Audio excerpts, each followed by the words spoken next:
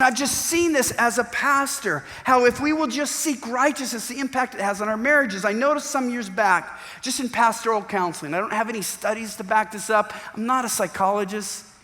But I just noticed when I'm working with a young man, and there's a high level of anger toward his wife, if I press in more often than not all the time, but more often than not, he's got an issue with porn.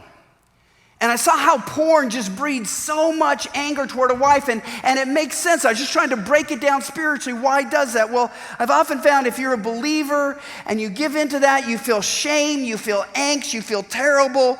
But Satan wanting to make it work convicts you with this. Well, you know, all this angst you feel and all this shame and the revulsion you feel about what you've done, if your wife was a little more understanding or accommodating or not so obsessed with your kids, maybe you'd have a better sex life and maybe you wouldn't do this at all. So actually, maybe it's her fault. And as guys, we love to find somebody besides ourselves to blame. And so we're angry at our wife. Or another spiritual cause I've seen, just think about it. Porn tends to take over your desires, to where many guys would actually prefer to be alone with themselves and even with their wives. Our wives, this is why it's so destructive to marriage. Our wives' very presence keeps us from doing what we most want to do. We start to resent our wives' presence because it keeps us from that sin. And so, of course, we're angry. And so when a guy flies off the handles 3 days later at his wife when she does something that doesn't seem like that big a deal, and he thinks the issue is what she's done, as a pastor, I have to ask him, you know, maybe you're so angry not because of what she did, but what you did 2 nights prior to that. And this is the fruit of that action. And so we see how righteousness helps remove one of the biggest blocks. Anger destroys marriages.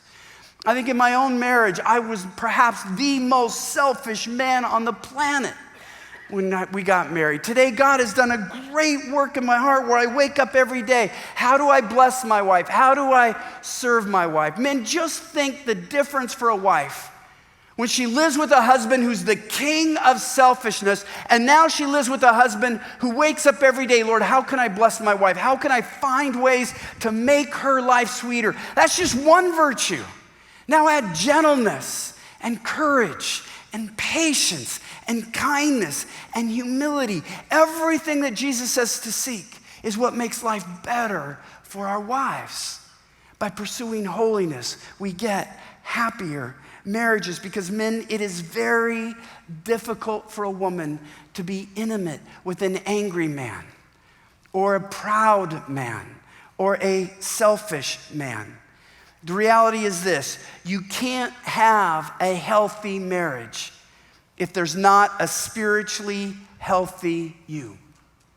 Can't have a healthy marriage if there's not a spiritually healthy you, which is why if we would just apply Matthew 6:33, seek first his righteousness, though Jesus isn't talking to marriages, it will hugely impact our marriages. The foundation of marriage then for us men is this: a humble commitment to keep growing in holiness.